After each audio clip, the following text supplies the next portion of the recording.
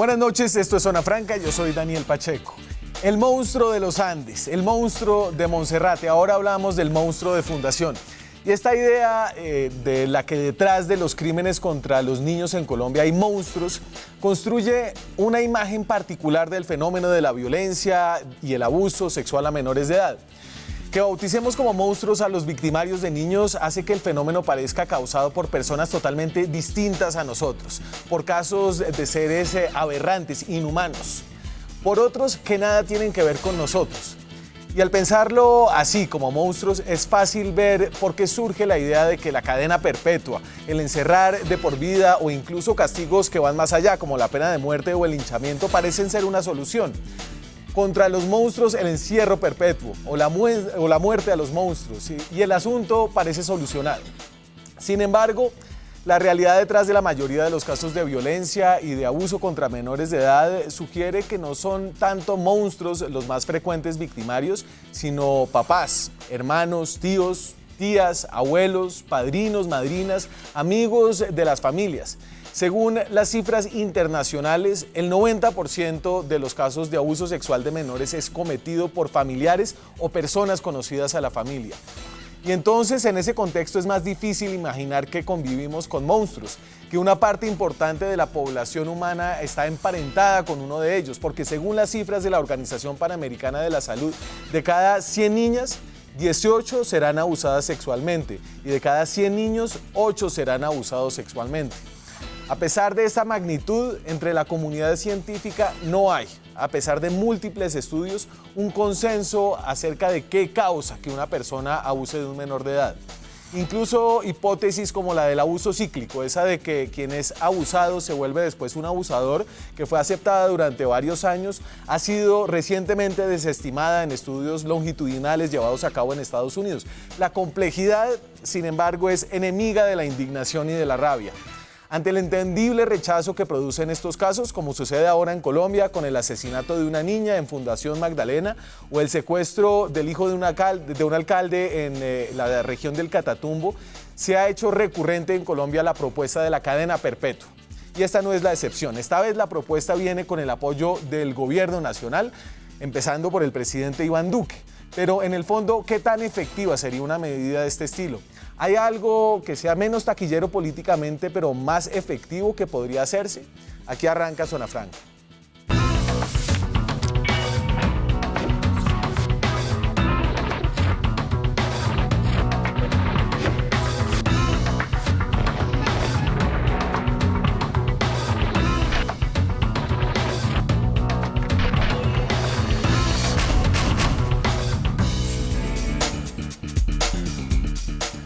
Y me acompañan esta noche para hablar del tema difícil, doloroso del abuso contra menores de edad, de la violencia contra menores de edad. Cristina Plazas fue concejal de Bogotá, fue directora del Instituto Colombiano de Bienestar Familiar, es ahora panelista en la FM y dirige la Corporación Reconciliación Colombia. Así es. ¿Algo más, Cristina? No, pues otros cargos, pero no importa, esos son los importantes. Y pues nada, estoy muy feliz de esta invitación, sobre todo en una semana en donde todos los colombianos tenemos que concientizarnos de lo que está pasando. La sociedad, la familia, el Estado le está fallando a los niños, no los está protegiendo. Y una sociedad que no protege a los niños es una sociedad o un país que no es viable. Laura Posada es abogada, trabaja en el Semillero de Investigación de Género de la Universidad Libre, ha sido apoderada de víctimas de abuso sexual. Laura, un gusto tenerla acá. Muchas gracias por la invitación. Y Efraín Torres fue representante a la Cámara por el partido de la U, hoy está al frente de la Fundación Primero... Son los niños. Son los niños. Ya, aquí no me estaba entendiendo mi letra. Efraín, ¿qué tal? Usted además ha sido uno promotor de iniciativas como esa de la cadena perpetua para violadores en varias ocasiones. Un saludo cordial a usted, Daniel, a Cristina, a Laura y a todos los televidentes. Creo que tenemos una responsabilidad social con todos los niños. Defender los derechos de los niños en nuestro país es totalmente fundamental. Y entonces ahora la propuesta de este referendo para modificar la Constitución y para abrir la figura de la cadena perpetua que no existe en Colombia, la trae el gobierno nacional desde lo más alto, lo dijo el presidente Iván Duque, también lo ha dicho la vicepresidenta Marta Lucía Ramírez. Aquí vamos a poner sanciones muy drásticas y sin duda la prisión perpetua es una prioridad para el gobierno del presidente Iván Duque. Él dio ayer la instrucción de que se le dé celeridad a todo este referendo de la prisión perpetua para violadores, porque aquí en Colombia le vamos a declarar la guerra sin cuartel a los violadores. Y entonces volvemos, ¿no? Porque por aquí ya hemos pasado varias veces. Así es. Hoy, a propósito de este caso del asesinato de una menor de edad en el departamento de Fundación, en el cual todavía no están todavía claros los hechos, ¿cierto? Porque no se sabe si hay abuso sexual y además homicidio. Eso es lo único que no se sabe. La niña se llama Génesis Rúa, hay que darle su nombre. Hoy en día pues no está con nosotros porque un ser humano inhumano cometió un crimen atroz contra ella, la maltrató, la torturó.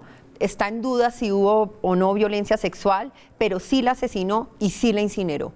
Y no solo eso, vimos ayer también un caso en Buenaventura de una niña que sufrió violencia sexual de 11 meses, hoy un niño de 5 años secuestrado, y le puedo seguir diciendo noticia tras noticia de los últimos meses en contra de nuestros niños, que hace pensar y que da por ciencia cierta que definitivamente nuestra sociedad no está protegiendo a los niños. Y entonces yo quiero traerles aquí algunas de las cifras que tiene Medicina Legal, que es quien recoge las cifras de estos casos.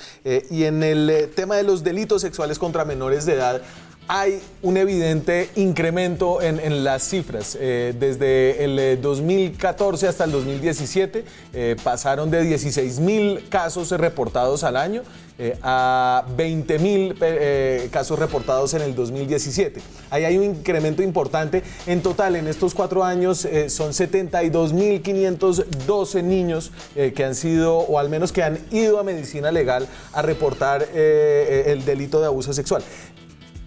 Y aquí no es tan fácil, Laura, yo quisiera saber si usted cree que este es un fenómeno que está creciendo o que está creciendo la denuncia. ¿Cómo podemos entender un poco estas cifras? Bueno, pues realmente lo que ocurre con el tema, por ejemplo, de violencia sexual es que ha ido aumentando el registro porque ha ido aumentando la denuncia. Siempre ha existido un subregistro de casos de violencia sexual, tanto de violencia sexual en el conflicto armado, como de violencia doméstica, como de violencia contra los niños.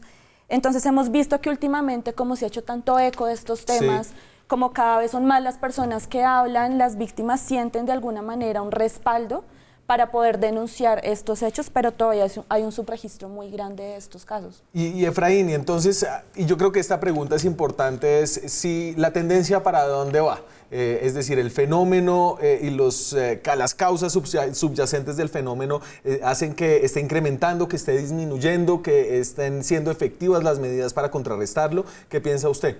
Mire, yo creo que esto va a seguir subiendo cada año más. De hecho, estos reportes de Medicina Legal, hoy, este año, apenas a octubre, van de 17.000 casos. Eso quiere decir que van a subir el tipo de violencia sexual frente al año 2017. Hoy ha aumentado el 18%. Hoy estamos aumentando un 18% del año anterior. Pero lo que quiero dejarle claro a todos los televidentes y aquí a todos los panelistas es que hay que trabajar contundentemente, especialmente en los niños de nuestro país. Es el futuro de nuestro país. Hay que tener no solamente leyes como cadena perpetua. Sí, esto va a ayudar a disuadir a todos estos delincuentes, pero también hay que prevenir. ¿Cuántos casos no solamente están denunciados en la Fiscalía? Sí. Hoy actualmente, Daniel, 80.000 casos están inactivos en la Fiscalía. Hoy 2 niños cada hora en Colombia son violados o son asesinados. 50 niños diarios. Esto es algo inaudito. Casos como el señor del lobo feroz. Y la tendencia, porque es que uno puede fijarse en los casos, y en la casuística acá puede ser engañosa, porque entonces hay casos muy sonoros, muy llamativos, muy mediáticos, pero el fenómeno real debajo de eso es incierto qué está pasando. ¿Usted cree que la tendencia está incrementando, que cada vez hay más violencia o que cada vez hay más denuncia de esa violencia? Creería que sí, hay más violencia y además la gente se está atreviendo a denunciar todavía mucho más. Mire, es que la tendencia el tema está en la ahí. educación. Claro, la tendencia está ahí, usted nos está mostrando las cifras Sí. y efectivamente están creciendo. Y uno no puede decir simplemente que porque la gente decidió denunciar, que entonces esa es la razón de por qué está creciendo. Mire, ayer decía una cifra en la Comisión Séptima el director de Medicina Legal, Carlos Valdés, que es increíble, que él no podía asegurar que las cifras que él estuviera dando fueran las ciertas, que hay un subregistro gigantesco, sobre todo porque Medicina Legal solamente opera en 129 municipios de los 1000 municipios. Y además Medicina Legal tiene problemas gravísimos, no tiene los investigadores que necesitan, no tiene los científicos, no tiene bancos de ADN. Entonces es muy difícil que el material probatorio no se pierda y que por eso exista en Colombia un 96% de impunidad en estos actos, porque obviamente después de tanto tiempo pues se pierde ese material probatorio y por lo general el argumento del mayor prima sobre el argumento del niño, que ese es uno de los problemas más graves que tenemos. A mí me gustaría de pronto hablar un poco de eso, porque yo creo que es importante empezar por reconocer que en Colombia hay una cultura de la violación. ¿Y cuál es esa cultura de la violación? Y es que antes de que a ti te ocurran los hechos, vienen buscándote, vienen amenazándote, vienen diciéndote cosas, vienen agrediéndote sexualmente sin llegar a la violación. Tú no puedes hablar de eso. Muchas veces las víctimas no están conscientes de que están siendo víctimas de abuso sexual, Sí. pero entonces tú cuentas a la familia y no te creen, porque pasa muchísimo. Tú le cuentas a tus amigos y no te creen, tú intentas denunciar y no te reciben las denuncias. Cuando ocurre la violación, a las víctimas no les creen. Hay un tema de barreras de acceso a la justicia que de hecho ya está muy identificado por la Corte Constitucional. Hay barreras por estereotipos de género, hay barreras por una cultura Así que es es. muy machista, que no le cree a las víctimas, pero además después de que salen las personas de la cárcel o después de que ocurren un montón de cosas, igual siguen sin creer, igual siguen culpando. Entonces Pues hay todo un tuvimos todo el sistema, debate ¿no? de Eileen Moreno recientemente que fue fascinante por esa, digamos, porque nos mostraba dos caras y sacó una cara muy fea de una parte de las personas de este país. Yo les voy a dar otro dato más alentador y es el de homicidios de menores de edad. Entonces, si la violencia sexual es un tipo de violencia, tal vez el peor tipo de violencia es el homicidio, y en este sentido hay unas cifras distintas que hablan, al menos desde el 2014 hasta el 2017, de una tendencia a la baja con un repunte del 2016 al 2017. Ahí lo tienen ustedes. En total, en estos 4 años fueron 3.143 niños asesinados. Obviamente es una cifra altísima, pero cayó de 893 en el 2014 a 735 en el 2017. Lo preocupante es que estamos viendo que vuelve a aumentar, que pasa Sigue de subiendo. 600 a 700. Entonces sí estamos en un momento en donde sigue la tendencia al alza en los crímenes contra los niños. Y usted decía que el peor crimen es el del asesinato y yo creo que no hay un acto más atroz, más inhumano que la violencia sexual. Es que ese es el peor crimen de todos. Lo que llevan los niños adentro, lo que sienten, lo que sufren y las secuelas que Pero tiene bueno, el un valor niño supremo es la violado. vida. Yo sé que la dignidad es muy importante, No. la intimidad. Sí, pero son, para mí, los dos son de la misma categoría. Ahora, Daniel, Y esa es una sin duda pregunta alguna. interesante porque Es- ahora entramos a este referendo. ¿Qué se le metería a este referendo? ¿No? Daniel, ¿Sería violencia sexual, homicidio, secuestro? Usted lo acaba de demostrar y nosotros durante los 8 años que estuvimos en el Congreso de la República tratamos de prevenir y de buscar algunas alternativas para que la justicia fuera mucho más efectiva para tratar de prevenir y Sí. condenar a este tipo de delitos sexuales. Asesinato, homicidios y delitos sexuales contra los niños es lo peor que puede haber Sí, es en Colombia. Este tipo de personas deben pagar el resto de sus días en la cárcel. ¿Por qué? Porque son unos enfermos que jamás se van a recuperar. Que me diga alguien Pero, ¿y en eso, el Efraín, mundo. de dónde sale? Daniel, que me diga alguien en el mundo, estudios de psiquiatras, de psicólogos, que estas personas que son unos enfermos psicópatas que no disfrutan solamente con una relación sexual, sino con el sufrimiento de los niños en Colombia, jamás se van a recuperar. A ver, y le voy a contar, pero yo sí le cuento científicamente el tema y puedo citar a 12 psiquiatras. Podemos citar a Isabel Cuadros, que usted sabe que es una de las personas que más sabe y que han protegido a los niños y que trabaja en violencia sexual, y lo mismo Rodrigo Córdoba, pues que todos lo conocemos como un gran psiquiatra. Y lo que ellos dicen es que la mayoría de los violadores tienen trastornos de personalidad, siempre tienen rasgos de psicopatía, no han desarrollado conciencia moral, no sufren de culpa, no tienen remordimiento, y por esto es que es tan difícil que la mayoría de ellos, no voy a decir que todos, pero que la mayoría de ellos sí tienen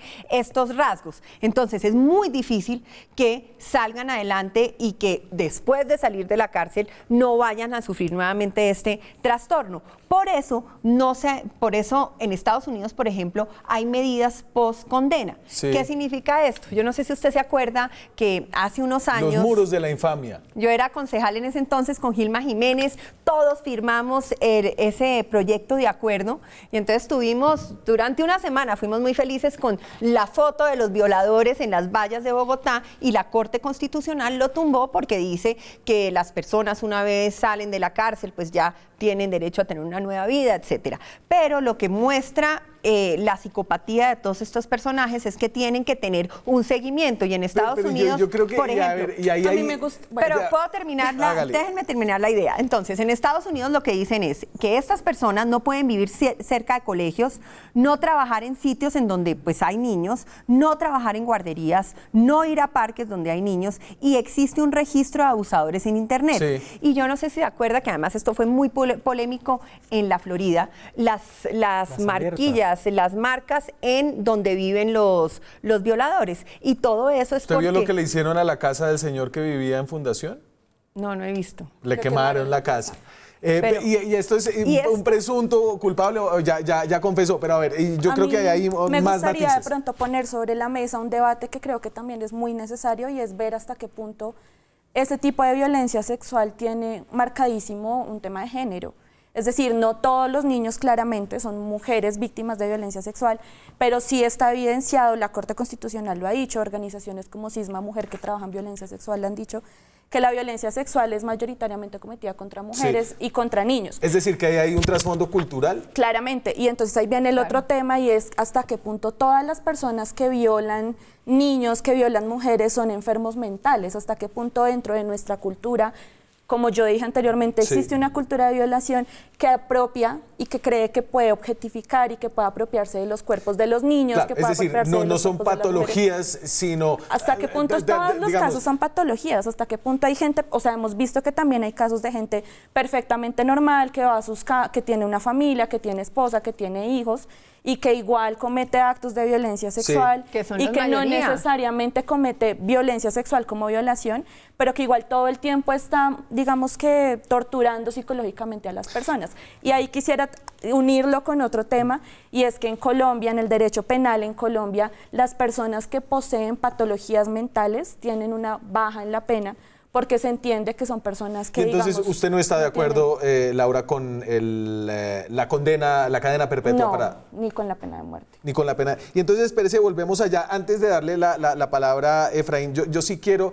A ver, en esta discusión uno tiende a sentir que hay un fracaso estatal recurrente alrededor de la protección de los niños. Y este es evidentemente el caso en lo que tiene que ver con la violencia y la violencia sexual hacia los niños. Pero en Colombia se ha invertido una cantidad de recursos con algunos éxitos en cosas muy importantes. Por ejemplo, esta es la inversión en primera infancia que tiene el gobierno desde el 2011.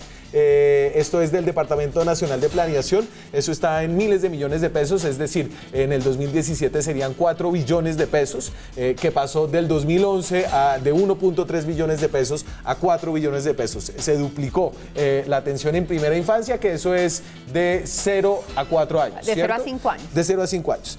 La mortandad en la niñez, que es un indicador básico del éxito de cualquier sociedad y sobre todo del éxito de cualquier política estatal, también indica que hay unas mejoras importantes.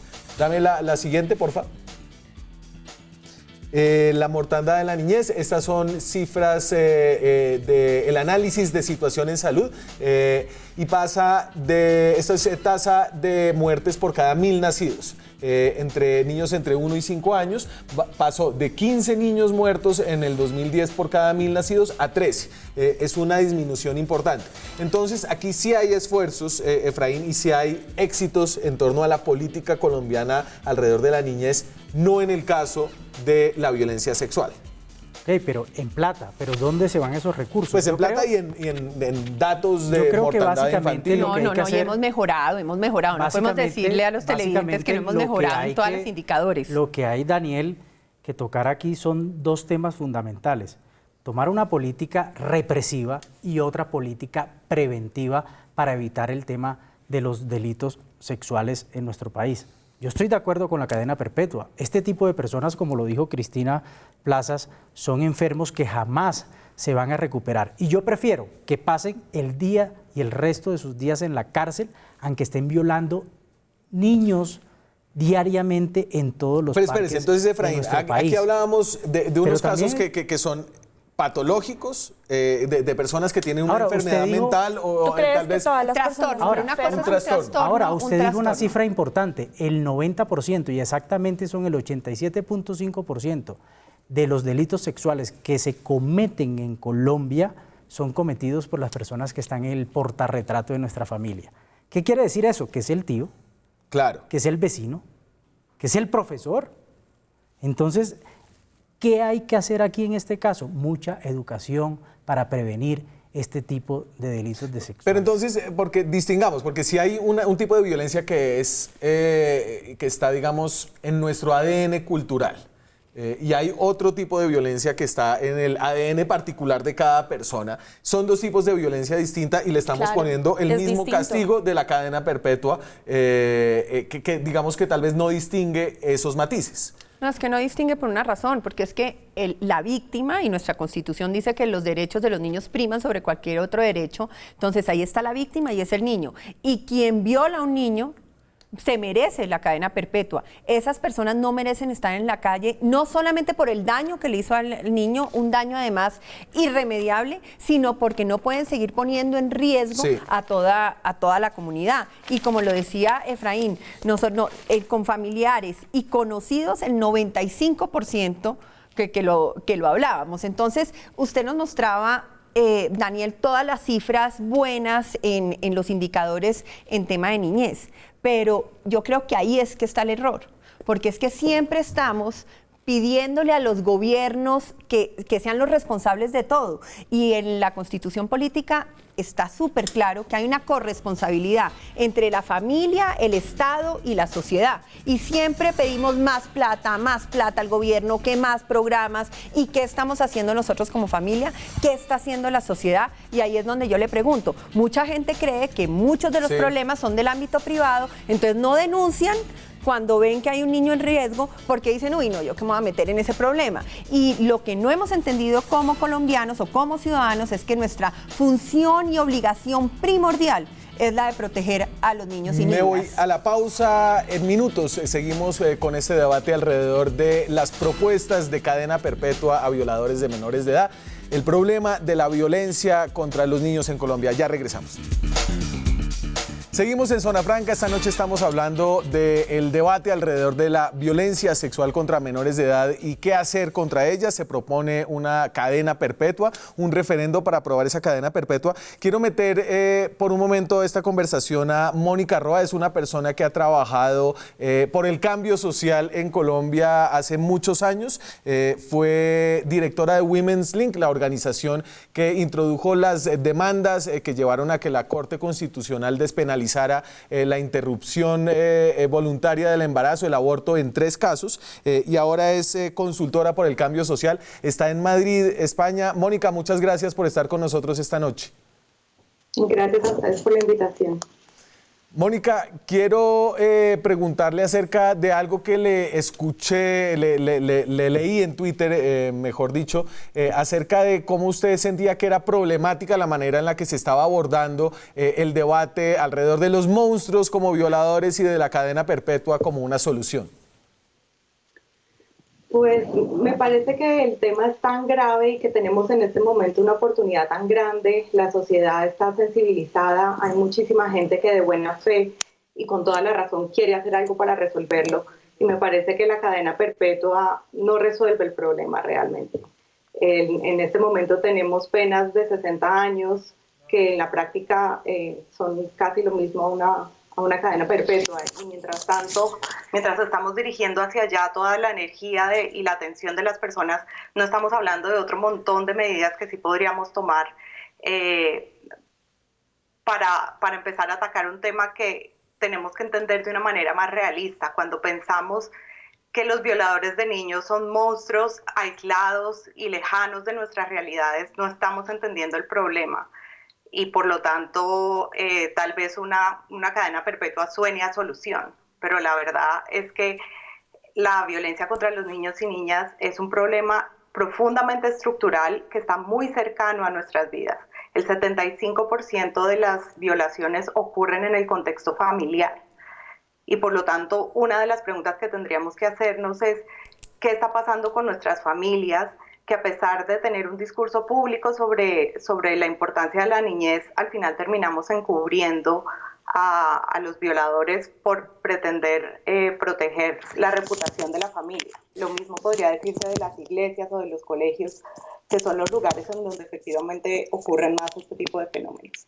Mónica, este tema obviamente no sucede nada más en Colombia, esto se lo han pensado en otros lugares del mundo. ¿Qué elementos interesantes de discusiones que se han dado en otros países le parece que deberían ser pertinentes para traer a la discusión aquí en Colombia? Dos fundamentales. El primero, cómo bajar el tema de la impunidad. El mensaje disuasivo desde el derecho penal no se manda con las penas tan altas, sino con la efectividad en las condenas. Y para eso tendríamos que preguntarnos primero, ¿quiénes son los que no están facilitando la denuncia y la investigación de estos casos? Insisto, son las mismas familias, colegios e iglesias las que, a pesar de su discurso, han estado encubriendo históricamente a los violadores y abusadores de menores. Segundo, cómo mejoramos los equipos de investigación. Y tercero, cómo establecemos una cultura social en donde los vecinos y las familias aprendan a identificar los signos de riesgo para que entre todos podamos proteger a los niños y no seamos todos los que a posteriori estemos cogiendo las antorchas tratando de buscar al culpable cuando todos antes hemos hecho oídos sordos y ojos ciegos ante el fenómeno. Eso como frente al tema de cómo disminuir la impunidad. Y luego otro que es el tema de prevención. Me parece que es fundamental hacer un pacto de Estado en donde se involucren diferentes agencias y niveles de gobierno, en donde el sector educativo y el sector salud ayuden a identificar los posibles casos o señales de riesgo. Y finalmente, el punto más importante y tal vez el que más ayudaría si en este momento nos pusiéramos todos en el tema, y es que los videos que hay, por ejemplo, de Naciones Unidas o el Consejo de Europa, coinciden en que lo que hay que hacer es enseñarle a los niños, uno, a que aprendan a hablar de sus genitales con normalidad, dos, a que sepan que no tienen que guardar malos secretos, y tres, que sepan que pueden hablar tranquilamente con un adulto de confianza cuando sientan que alguien los está incomodando. Esas tres cosas son fundamentales para que los niños mismos aprendan a identificar las señales de abuso y puedan pararlo y denunciarlo a tiempo. Y ahorita voy a pasar el video que usted me vinculó. Le quiero agradecer por dejarnos un poco estos puntos sentados para el debate. Mónica Roa, está en Madrid, España, es consultora por el cambio social. Muchas gracias, Mónica. Gracias a ustedes, buenas noches. Daniel, ¿usted se acuerda que cuando estábamos afuera de cámaras hablamos exactamente de lo que estaba diciendo Mónica? Y mi gran preocupación es que no tenemos entornos protectores para los niños, ni para los jóvenes. Estábamos hablando... Pero espérese, porque la mayor preocupación de Mónica y yo recojo lo que decía al principio, es que la discusión acerca de la cadena perpetua nos desvía de las cosas que son efectivas en este caso. Es que yo no creo, porque yo sí estoy de acuerdo en la cadena perpetua, y que sí creo que esas personas, esos criminales, tienen que estar el resto de la vida en una cárcel y no en la calle poniendo en riesgo a los demás Daniel, niños. yo quiero que me Pero sabemos, yo creo que no hay una persona que esté a favor de la cadena perpetua que crea que por solamente instaurar la cadena perpetua en Colombia va a solucionar. Pero yo les quiero preguntar, ¿qué otra solución ha propuesto el gobierno? Daniel, pero mire, vea, estuve 8 años en el Congreso y pudimos radicar muchas iniciativas. Por ejemplo, ahí decía Mónica, la justicia tiene que ser totalmente ejemplar. La Fiscalía tiene 80.000 casos inactivos. ¿Qué quiere decir? Que no le dan respuesta a las víctimas. Y Efraín, ¿y por qué estamos hablando de eso? Pero radicamos el proyecto de ley de ADN para que existiera un banco de ADN para que cuando cogieran a una víctima que fue violada, de una vez pudiéramos tener la información genética y poderla comparar con la persona que violó a ese niño. Pero ¿sabe cuántos laboratorios de ADN hay? 4 en el país. Además, vamos a terminar este debate también diciendo en que yo no estoy de acuerdo de la forma como Iván Duque, el presidente de la República, va a sacar adelante la cadena perpetua. Es un costo exagerado a través de referéndum. El Congreso tiene que tomar la representación del pueblo colombiano y evitarse 300.000 millones de pesos que vale consultarle al pueblo colombiano si está de acuerdo o no con la cadena perpetua. Laura. Hoy un medio de comunicación hizo una consulta. Métase que este señor es político. Entonces, miren, y no solamente Daniel, la ley de infanticidio. Ustedes saben, señores televidentes, por qué el señor Rafael Uribe, el que violó a la niña Juliana Zamboní, le dieron 58 años de cárcel, no por acceso carnal, no por violación, por la ley de feminicidio. ¿Qué tal si hubiese sido un niño Camilo? ¿Qué ley de feminicidio hubiesen utilizado, Daniel? Laura, métase. En el Congreso la ley de infanticidio. Bueno. Cualquier niño que sea violado o asesinado va a tener las más altas no me condenas. meto bueno, pero ¿por qué no hablamos un poco más bien de cuáles son esas medidas de justicia? Porque es que si nosotros estamos mirando, por ejemplo, las penas que imponen los jueces, muy pocas veces son de los 60 años de cárcel. Jamás. Entonces la gente siente, obviamente, que no hay una confianza en la justicia, no están poniendo la pena más alta. Sí. Yo estoy de acuerdo con la doctora Mónica, a mí me parece terrible que se esté hablando de este tema como los monstruos, los enfermos. Son los criminales. No siempre son enfermos. Claramente hay gente que tiene unos problemas mentales, pero no todos son enfermos. Los papás, los tíos, los hijos que después salen a la calle muertos de la risa y nadie se imaginaría lo que están viviendo sus hijos o sus familiares dentro de sus casas. ¿Por qué no pensamos más bien en medidas de justicia que sean alternativas? No, pero discúlpame, ¿por qué no pensamos más bien en medidas que sean correlativas a esa pena de prisión? ¿Por qué no imponemos una pena de prisión de 60 años y obligamos a que exista un sistema de justicia que brinde tratamiento psicológico a la familia, que publique estas penas y no solamente salga a hablar de los casos mediáticos? Laura, es que todo se porque solo son los casos mediáticos, porque no pensamos más bien en eso. Bueno, entonces, a ver, aquí estamos hablando de penas. Yo le vuelvo a contar. Impunidad, hablemos de impunidad y entonces pues, impunidad superior al 90%. Y estamos hablando de subir penas para delitos que nunca se juzgan. Nunca se juzgan con pena de muerte o sin pena de muerte. Y como lo dice Laura, las penas son he visto penas de 5 años a un papá que violó a su hija. Entonces, realmente la justicia no está operando. ¿Pero por qué no está operando? Primero, porque medicina legal no tiene la gente suficiente, no tiene tecnología, se necesitan más ciencias forenses, investigadores, científicos, y se están perdiendo las pruebas porque no hay bancos de ADN. ¿Y usted ve esto digamos que usted ve, más allá de si a uno le gusta o no la cadena perpetua, usted ve una mirada integral en las propuestas que está poniendo el gobierno ahorita? Es que esa es mi preocupación. Yo estoy completamente de acuerdo con la doctora, pero entonces, ¿por qué no más bien hablamos de esas medidas, de todos los problemas que hay en fiscalía, en medicina legal? Yo le digo entonces, porque el doctor Iván Duque solo habla de cadena perpetua. De todo. Por ejemplo, mire, hay una ley, la 1147 del 2007, 10 años, que es letra muerte. ¿Qué dice esa ley? Que obliga al Estado colombiano, en conjunto de las familias colombianas, a prevenir los delitos sexuales en los colegios. No se ha hecho nada. Existe la ley. No hay rutas. No hay rutas. Bueno, me tengo que ir a la pausa. Me tengo que ir a la pausa. Ahorita, cuando regresemos, hablamos un poquito del camino que ha escogido el gobierno. Ha dicho claramente, del presidente para abajo, un referendo para condenar de por vida a los violadores de niños. ¿Cuáles son los antecedentes de eso? ¿Cuáles son las penas actuales? Ya regresamos. Seguimos en Zona Franca, estamos en medio del debate alrededor de la cadena perpetua para violadores de niños. Y a ver, esta es la medida que ha propuesto el gobierno, que han propuesto varios políticos en la historia reciente de Colombia, y les voy a dar una idea de por qué. Salimos a la calle a preguntarle a la gente qué debería pasar con los violadores, y esto es lo que nos dijeron.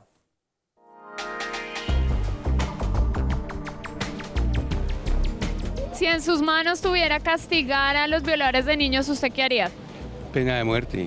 No le voy a decir nada relacionado con la vida de mi familia, pero pena de muerte, dañan la vida para siempre de una persona. Lo mejor sería cadena perpetua.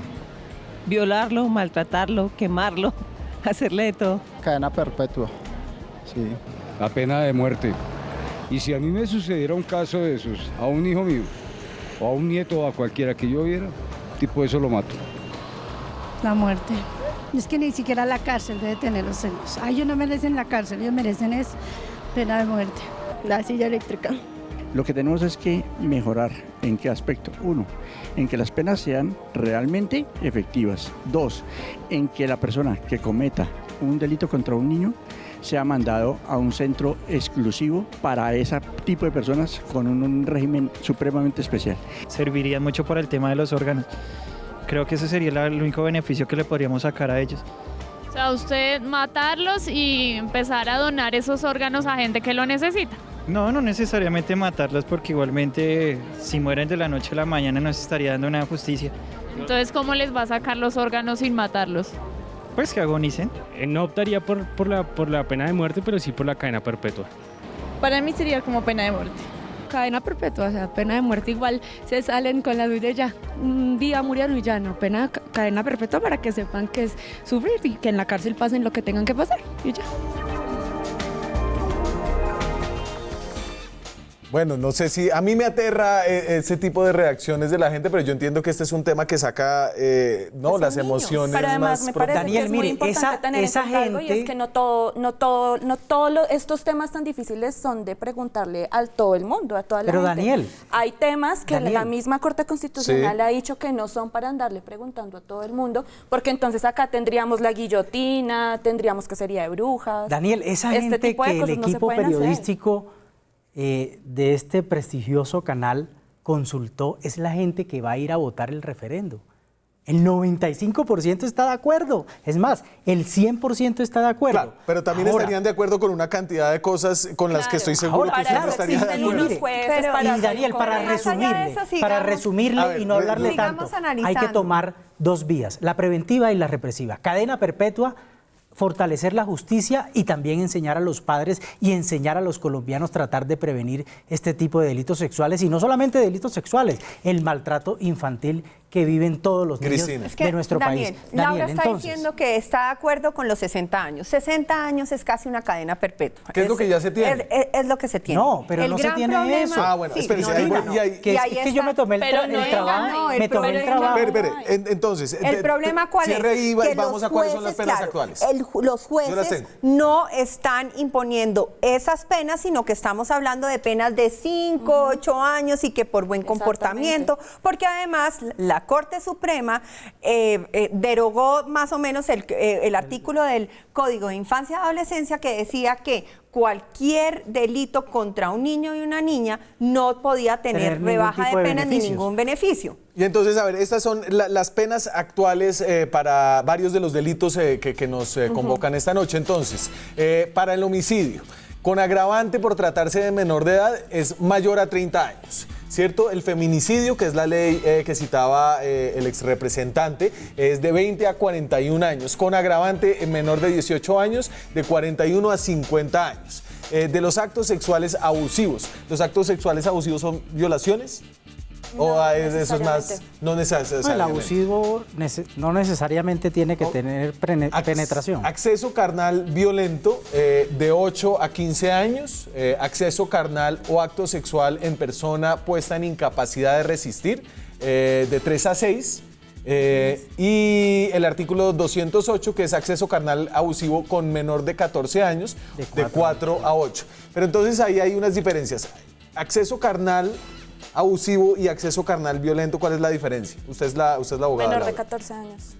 Ok. Las penas son más altas cuando son menores de 14 años, sin embargo, hay cosas que hacen que la pena sea menor. Si tú hablas antes, entonces te hacen una rebaja. Violencia es cuando hay tener violencia, relaciones cuando hay... sexuales en Colombia con niño o niña menor de 14 años se considera violación. Daniel, yo le quiero dejar claro a estos estamos de televidentes. acuerdo en algo, y es que las medidas abusivo. no están funcionando en temas preventivos, ¿no? Las medidas no están funcionando, las iniciativas Pero es no que aquí pasan. no estamos discutiendo esto. Claro, es que pero entonces háblame primero de que funcionen debemos las tener medidas una solución preventivas. integral, Si tú la me dices- represiva y también la preventiva. ¿Y usted la ve en el gobierno? Es decir, en esta discusión, y No aquí no la hay hay. nadie No. que hable por el gobierno, Miren, no. Faltan muchas cosas. Y Cristina Plaza la propuso en su momento cuando fue directora de ICBF, cuando fue concejal, cuando estuvo en el Congreso de la República. Y lo decimos nuevamente, estamos de acuerdo, hay que fortalecer a la Fiscalía, banco de datos de ADN para tener la información genética y poder investigar.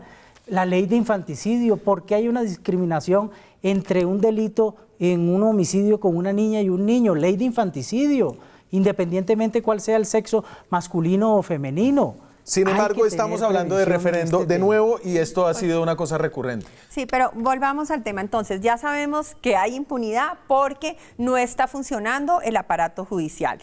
Necesitamos más capacitación a las autoridades que atienden estos casos, es decir, los fiscales, los jueces, porque si están imponiendo a un papá que violó a una niña, a su hija, 4 y 5 años, pues definitivamente algo Pero venga, Cristina, está usted fallando. deme su lista de prioridades. Entonces, aquí hemos hablado de que debe ser un tratamiento integral, de que... Vamos a prevención. Entonces diría usted, la prioridad número 1, para entender si la conversación que estamos teniendo hoy públicamente alrededor de este tema es una conversación útil, es una conversación que va a llevar a cosas importantes para reducir el fenómeno. Entonces, ¿su prioridad cuál es? ¿Usted por dónde empezaría si fuera la presidenta, la dictadora? Le exigiría al Congreso que apruebe la cadena perpetua. Esa es su prioridad. No, le exigiría, pero esa no es la medida, la única medida. Se necesitan muchas medidas para lograr ¿Pero qué sería lo bajar. primero, la Lo primero, prioridad? prevención sin duda alguna. Ok. Y prevención, y le doy 2 puntos. 1, competencias ciudadanas. No puede ser que en los colegios de Colombia las competencias ciudadanas no sean prioridad. ¿Y qué significa eso? Estamos preocupadísimos en formar a los jóvenes en lenguaje, en matemática, pero no en ser buenas personas, buenos ciudadanos, en respetar los derechos de los demás. Eso es fundamental y no se está haciendo y además pues hay investigaciones que demuestran cómo en Colombia tenemos el modelo perfecto, pero que por falta de voluntad ahí creo que política se pusieron no está de haciendo. acuerdo. Y Espérese. segundo, pautas de crianza. Me tengo que ir a la pausa, me queda una pausa, ya regresamos. Y aquí hemos hablado de medidas represivas, de medidas preventivas. Creo que hay un consenso alrededor de la importancia de las medidas preventivas y yo quiero al menos contribuir un poquito a difundir algunas de las que ya hay disponibles. Esto es un video de la UNICEF acerca de cómo se debe educar a los niños para prevenir el abuso sexual de menores. Aprende a cuidarte con estas 3 super reglas. Tú puedes ser tu propio superhéroe. Lo que es mío, es mío. Lo que es tuyo. Mis partes íntimas son el trasero y pene. Mis partes íntimas son vagina, busto y el trasero. Estas son mis partes íntimas y nadie las puede tocar. Ni yo debo tocar las partes íntimas de nadie.